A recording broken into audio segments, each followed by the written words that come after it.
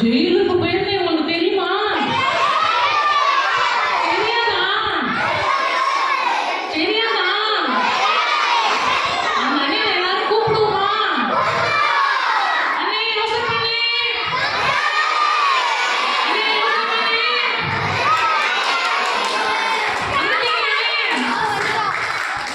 வந்துட்டீங்களே? வந்துட்டீங்களா? சரிங்க. அந்த அண்ணே எங்க இருந்தாங்க? ஜெயில்ல இருந்தாங்க. எப்படி ஜெயிலுக்கு போனாங்கன்னு தெரியுமா?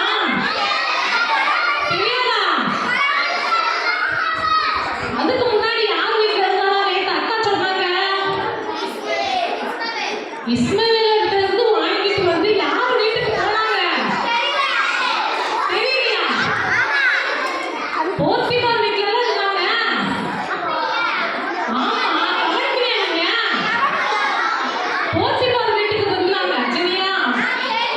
யோசனை பண்ணேன். போத்திபார் வீட்டுல இருக்கும்போது அவங்க ஒய்ஃப் தப்பு பண்றது கூப்பிடுறாங்க.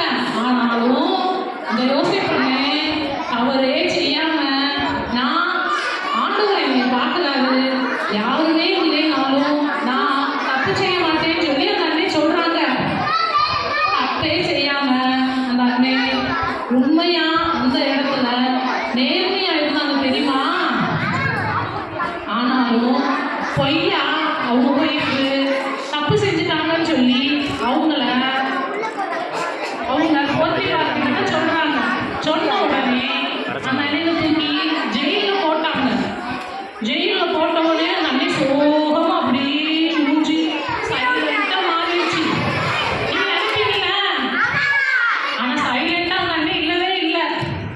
அங்க கூட ஜெபம் பண்ணாங்க, ஆண்டவரை தேடினாங்க, உண்மையா இருந்தாங்க, பரிசுத்தமா இருந்தாங்க. அந்த அண்ணே யோசனை பண்ணே, யோசனை பண்ணே, யோசனை பண்ணே. பைபிள் அங்க கூட ஆண்டவரை தேடி பைபிள் படிச்சு உண்மையா அந்த இடத்துல இருந்தாங்க.